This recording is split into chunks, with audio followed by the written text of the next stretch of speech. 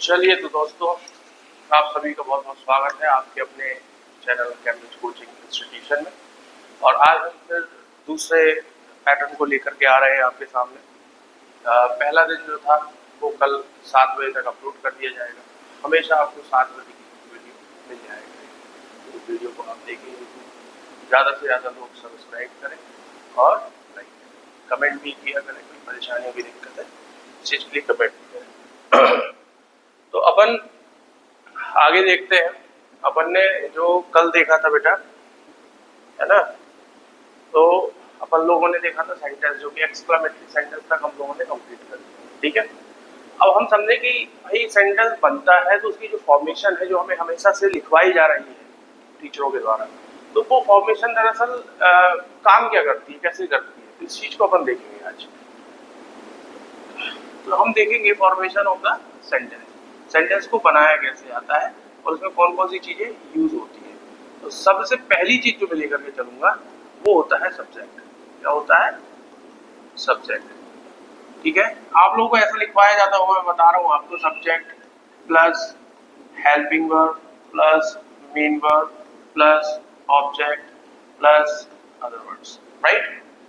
अब what is the subject, what are helping verbs, what is main verb and what are objects and what are other verbs। तो इस चीज को हमें समझना है आज कि हम कैसे क्या इन चीजों को लिखते हैं। तो सबसे पहली चीज हम चालू करते हैं सब्जेक्ट। ओके, सब्जेक्ट मीन्स क्या होता है बेटा? सब्जेक्ट का मीनिंग होता है कर्ता, है ना। अब चूंकि इसके पैटर्न से ही पता चल जाता है, one who does the work, ठीक। लेकिन इससे भी ज्यादा सोचना पड़ेगा आपको। अगर आप प्रतियोगिता में हैं तो थोड़ा सा आपको ज्यादा सोचना पड़ेगा।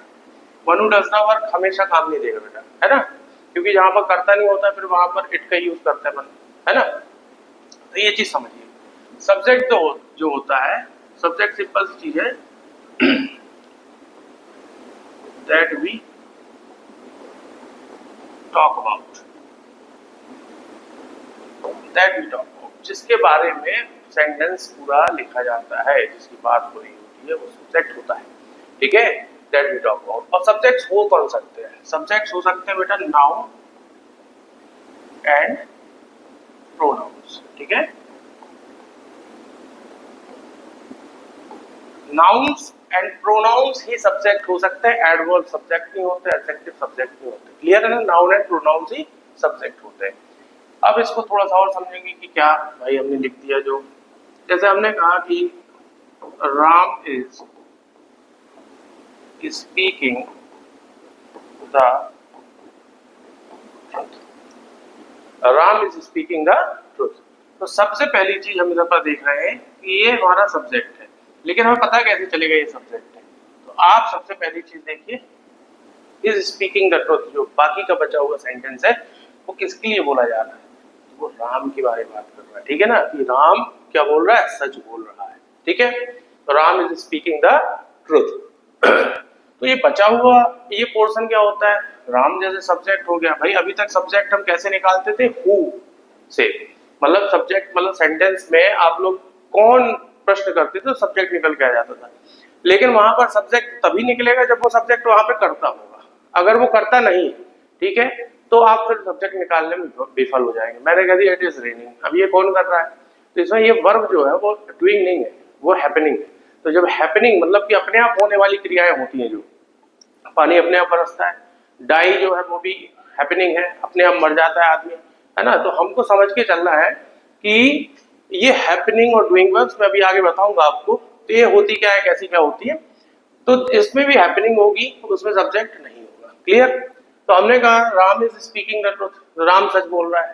तो ये पोर्शन क्या कहलाता है? तो इसको बोलते हैं बेटा प्रेडिकेट। ठीक है, लेकिन प्रेडिकेट से पहले हम समझ लें सब्जेक्ट कितने प्रकार के होते हैं। तो there are two type of subjects. First one is singular.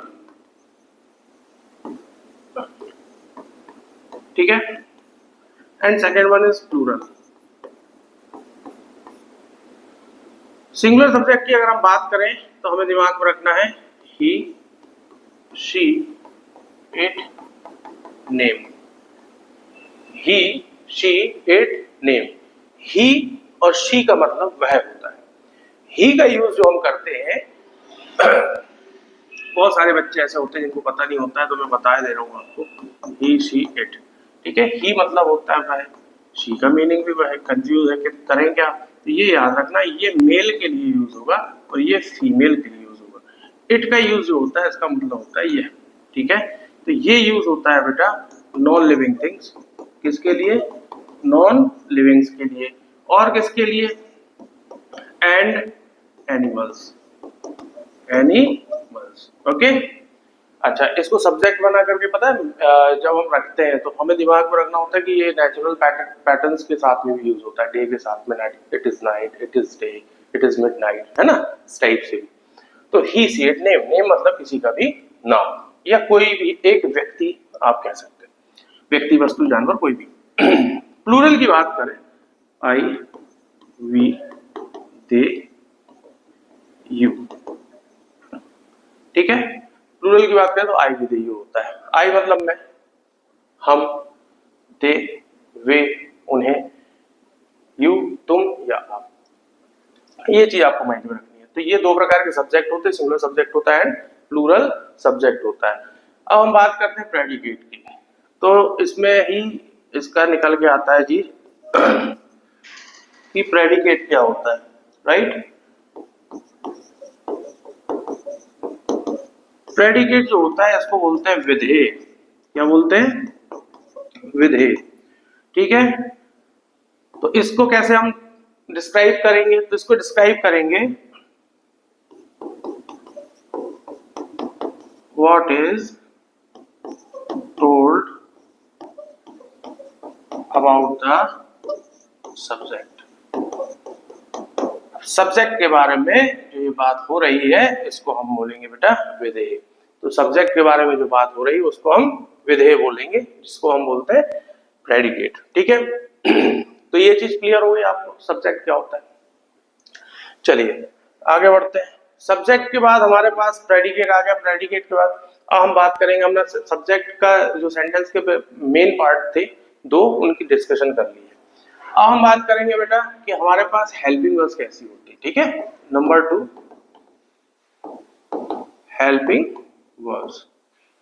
Helping verbs की अगर हम बात कर लें तो इनको बोलते हैं सहायक क्रिया। सहायक क्रिया, ये जो सहायक क्रियाएं होती है इनका काम होता है मेन वर्ब को हेल्प करना और हमें टेंस की सूचना देना। भाई जैसे हमने एक सेंटेंस लिखा कि Ram is a good boy, अगर इज नहीं लगाएंगे तो हमें पता क्या चलेगा कि प्रेजेंट में है, पास्ट में है कि फ्यूचर में है। तो दिमाग में रखिएगा। तो हेल्पिंग वर्ब्स क्या होती है, हेल्पिंग वर्ब्स होती क्या है, that helps the main verb and tells us about the tense। जो मेन वर्ब की हेल्प करे और टेंस के बारे में बताए। मेन वर्ब की हेल्प ऐसे करें कि मेन वर्ब को आईएनजी फॉर्म में रखना है, स्टेट ऑफ एन एक्शन को डिस्क्राइब करना है ना, ये जिम्मेदारी होती है इसकी। तो स्टेट एक्शन की स्टेट क्या होगी, अवस्था क्या होगी, चल रहा होगा, रुक गया होगा, है ना, हो गया होगा, अभी हो रहा होगा, कल हो रहा होगा, परसों हो रहा होगा, ये सब चीजें। तो आपको दिमाग में रखना, that helps the main verb and tells us about the tense. तो ये हेल्पिंग वर्ब्स होती है। हेल्पिंग वर्ब्स यहाँ पर दो प्रकार की होती है, ठीक है ना। एक तो होती है ऑक्सिलरी, ठीक है, जिसको हम हेल्पिंग वर्ब भी बोलते हैं। तो ये पैटर्न क्या होता है कि 3 पैटर्न में डिवाइड होता है। सबसे पहले डू फॉर्म की वर्ब, फिर आ जाती है बेटा बी फॉर्म की वर्ब, फिर आ जाती है हैव फॉर्म की वर्ब। ठीक है, अभी से इन चीजों को दिमाग में रखते चलना। टेंस गारंटी आपसे बनेगा, बहुत अच्छे से बनेगा। ठीक है, टेंस अगर आपसे बन रहा है तो वॉइस नरेशन या कंडीशनल्स बहुत गजब के बनेंगे। ठीक है, और आपको पता है कि एसएससी में भी वेटेज अच्छा होता है वॉइस का, नरेशंस का, है ना, तो उसको सीखे। तो डू फॉर्म की वर्ब आपको याद करनी है बेटा, do, does in present, did in past. Be form की हम बात करें तो हम बात करेंगे is, am, are, present, was, were, past। Okay, have form की हम बात करेंगे तो has, have, present, had, past. Okay, तो do, does, present, did, past, is, am, are, present, was, were, past, has, have, present, had, past. ये be form की verbs होती हैं, हैव फॉर्म की वर्ब्स होती हैं, डू फॉर्म की verbs होती हैं। क्लियर है। इन वर्ब्स को जो ये दो लिखी हुई है आपके सामने, इनको भी अगर अपन चाहे तो इनको और भी ज्यादा एक्सप्लोर कर सकते हैं, तो आगे धीरे धीरे आप लोगों को सब चीजें पता चलेंगी। तो ऑक्सिलरी हो गई। अब इसके बाद हम बात कर लेते हैं कि यार मॉडल्स क्या होते हैं। तो मॉडल्स जो होते हैं, जैसे ऑक्सिलरी होती है, ये कितने के ग्रुप में होती है? 3 के ग्रुप में, लेकिन टोटल कितनी होती है? ये 11 होती है, ठीक है। और मॉडल्स जो होते हैं टोटल 13 होता है, राइट।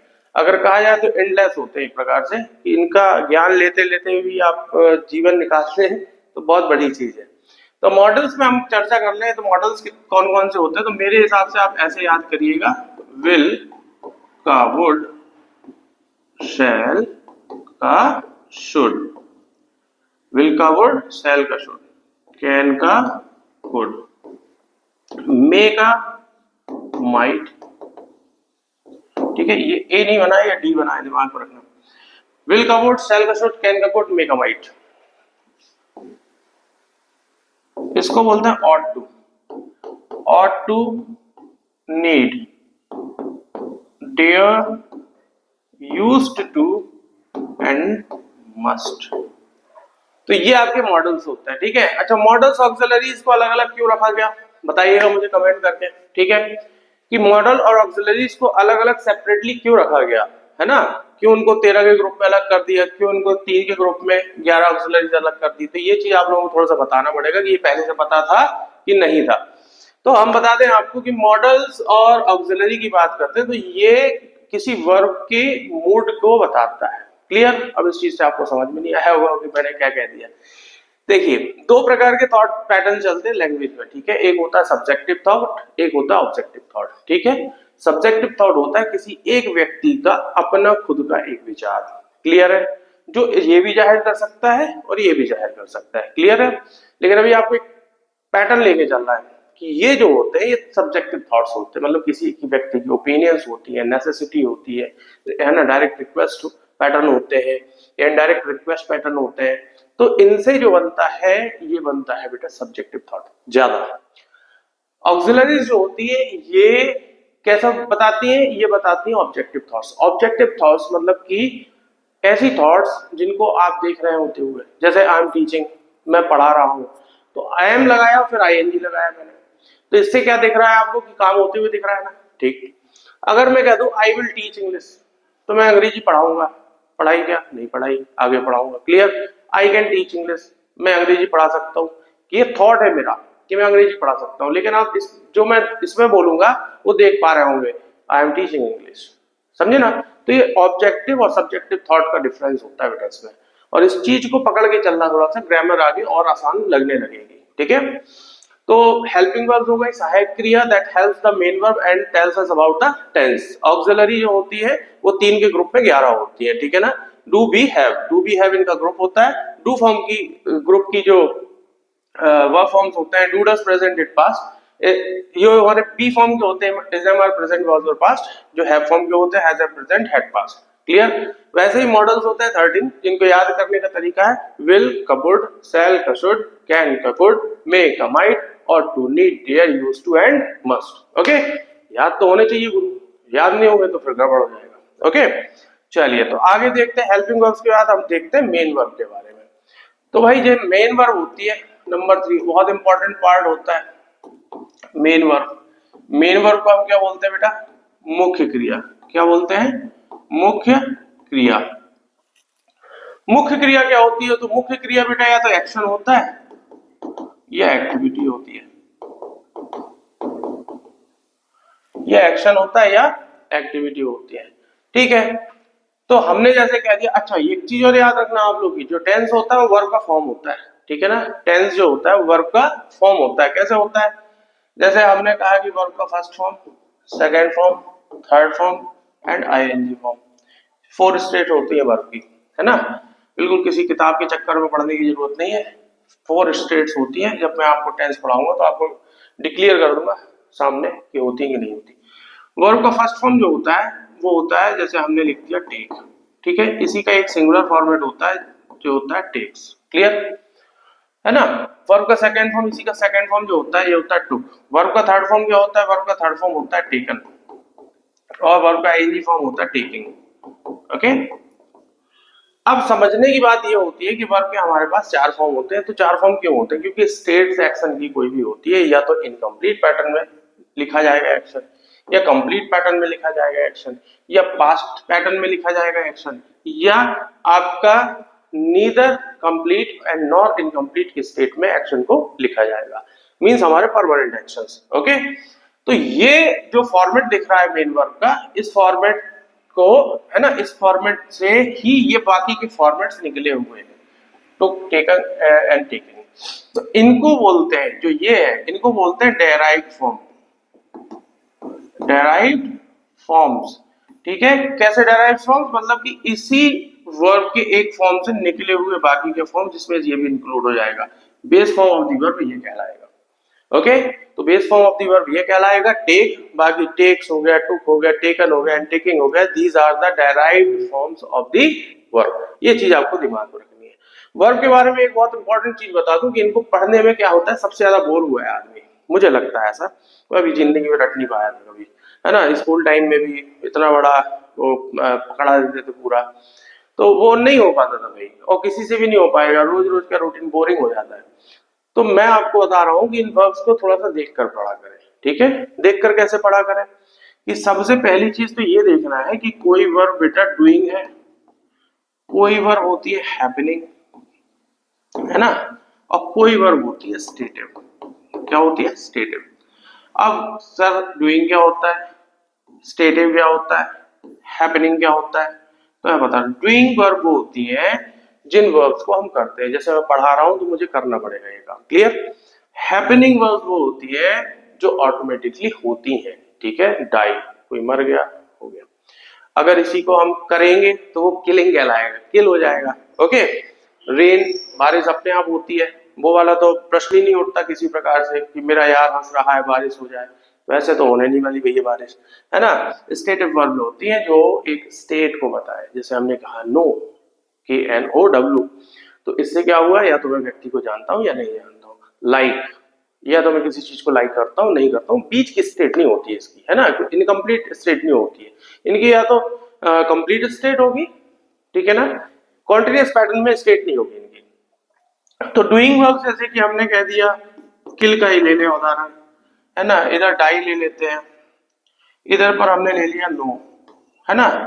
भाई सिंपल सी चीज समझिएगा आप, जैसे हमने लिखा कि आई एम, आप लोग बताइएगा ऑप्शन कौन सा सही है? ऑप्शन ए सही है, ईट में आईएनजी लगा दिया ईटिंग, क्या ऑप्शन बी सही है, लाइक में आईएनजी लगा दिया लाइकिंग, और लास्ट में लिख दिया मैंने फूड।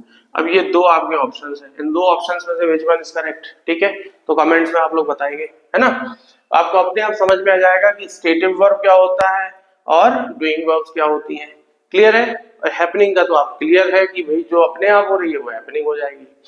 ओके, तो ये चीज आप लोगों को बेटा माइंड में रख लेनी है।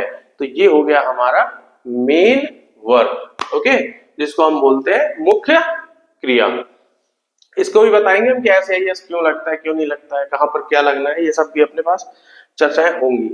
तो मेन वर्ब के बाद बेटा हम सबसे इंपॉर्टेंट और इम्पोर्टेंट एक टॉपिक लेकर के चलते हैं, ठीक है ना, जो मेन वर्ब का मुख्य क्रिया का ही दोस्त होता है। कौन होता है इसका दोस्त? इसका दोस्त होता है बेटा ऑब्जेक्ट। कौन होता है? ऑब्जेक्ट। ऑब्जेक्ट जो होता है इसको हम हिंदी में तो कर्म बोलते हैं, लेकिन समस्या यह है कि अगर आप कर्म बोलोगे तो आपको पल्ले क्या पड़ने वाला है, क्योंकि कर्म से तो आप समझते हैं कि करना होता है कोई काम, तो करना तो वर्ब हो जाती है, तो कर्म क्या है भैया? तो कर्म जो होता है बेटा, सबसे पहली चीज समझिए कि ऑब्जेक्ट जो होता है ना, ये क्या करता है, देखिए, that receives the effect of the main verb. Object केवल वही वर्ड्स आएंगे ऑब्जेक्ट में, ठीक है ना, और कौन से होंगे वो वर्ड्स? वो वर्ड्स होंगे बेटा, ऑब्जेक्ट के जो वर्ड्स होंगे वो सेम सब्जेक्ट पैटर्न के होंगे, है ना, न इसमें नाउन्स होंगी एंड प्रोनाउंस होंगी, नाउन्स होंगी और प्रोनाउंस, ठीक है ना, व्हाट या होम के रिप्लाईज होते हैं। तो that receives the effect of the main verb. हमने कहा Ram is a good boy, अब एक बात बताइए, इसमें ऑब्जेक्ट क्या है तो आप तुरंत बताओगे बॉय, तो इसको सोचो थोड़ा। राम और ये अ गुड बॉय अलग अलग है क्या? ये तो एक ही व्यक्ति है ना। तो दिमाग में रखो कि ये और कोई ऑब्जेक्ट नहीं है, ये एडिशनल इन्फॉर्मेशन ही राम नाम के व्यक्ति की है ना, कि राम जो है वो एक अच्छा लड़का है। ठीक है, तो यहाँ पे जब सब्जेक्ट को उसके कॉम्प्लीमेंट से, किससे? कॉम्प्लीमेंट से कनेक्ट किया जाता है, क्या किया जाता है? प्लस किया जाता है। तो उसके लिए हम लिंक वर्ब का यूज करते हैं। किन वर्ब्स का? लिंक वर्ब का, जो कि सब्जेक्ट को सब्जेक्ट कॉम्प्लीमेंट से लिंक करता है। बात समझे? तो यहां पर ये लिंक वर्ब कहलाएगी। अगर मैं ऐसा बोलूं, राम इज ईटिंग फूड, समझे? तो राम प्रेजेंट में काम कर रहा है, ये चीज समझ में आ रही है? ठीक। राम कर क्या रहा है बेटा? ईटिंग। तो ये मेन वर्ब हो गई। इस मेन वर्ब का इफेक्ट कहां पे पड़ेगा? फूड पे पड़ेगा, तो फूड ऑब्जेक्ट कहलाएगा। क्या कहलाएगा? ऑब्जेक्ट कहलाएगा। ठीक है, ये चीज आपको माइंड में रखनी है। ऑब्जेक्ट वही चीजें कहला सकती हैं जिन पे मेन वर्ब का इफेक्ट पड़ रहा है। अगर नहीं पड़ रहा है तो वो ऑब्जेक्ट नहीं होंगे। ठीक है, और ऑब्जेक्ट को ऐसे ही पहचान सकते हैं कि नाउन्स एंड प्रोनाउंस पैटर्न में होते हैं। अगली चीज हम बात करते हैं कि ऑब्जेक्ट कितने प्रकार के होते हैं। तो ऑब्जेक्ट दो प्रकार के होते हैं। एक होता है डायरेक्ट ऑब्जेक्ट। ठीक है, डायरेक्ट ऑब्जेक्ट जो होता है वो कौन से शब्द होते हैं? तो डायरेक्ट ऑब्जेक्ट जो होता है वो होते हैं हमारी थिंग्स। शुद्ध हिंदी में लिखे तो वस्तु सूचक शब्द, वस्तु सूचक शब्द। ओके, वस्तु सूचक जो शब्द होते हैं बेटा, वो हमेशा याद रखना, ये व्हाट के रिप्लाईज होते हैं। व्हाट के रिप्लाईज होते हैं, है ना। थिंग्स आ जाती है इसमें, जैसे मैंने कह दिया पेन, मैंने कह दिया बुक, एटसेट्रा। पता करना है, निकालना है ऑब्जेक्ट को, सिंपल होता है। इस मेन वर्ब से क्वेश्चन पूछ लो, व्हाट राम इज ईटिंग, तो what is Ram eating? What? Food.